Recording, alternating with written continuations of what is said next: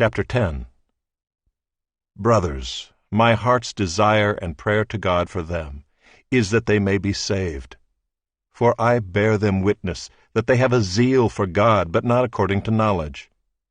For being ignorant of the righteousness of God, and seeking to establish their own, they did not submit to God's righteousness. For Christ is the end of the law for righteousness to everyone who believes. For Moses writes about the righteousness that is based on the law, that the person who does the commandments shall live by them.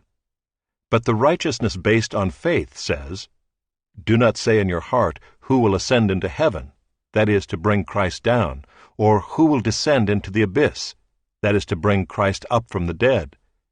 But what does it say? The word is near you, in your mouth and in your heart. That is the word of faith that we proclaim. Because if you confess with your mouth that Jesus is Lord, and believe in your heart that God raised him from the dead, you will be saved. For with the heart one believes and is justified, and with the mouth one confesses and is saved. For the Scripture says, everyone who believes in him will not be put to shame. For there is no distinction between Jew and Greek, for the same Lord is Lord of all, bestowing his riches on all who call on him. For everyone who calls on the name of the Lord will be saved.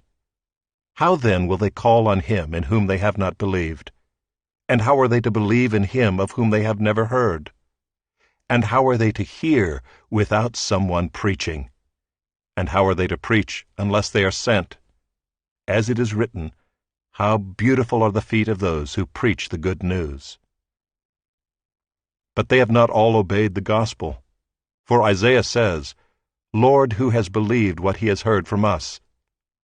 So faith comes from hearing, and hearing through the word of Christ. But I ask, have they not heard? Indeed they have, for their voice has gone out to all the earth, and their words to the ends of the world. But I ask, did Israel not understand? First Moses says, I will make you jealous of those who are not a nation.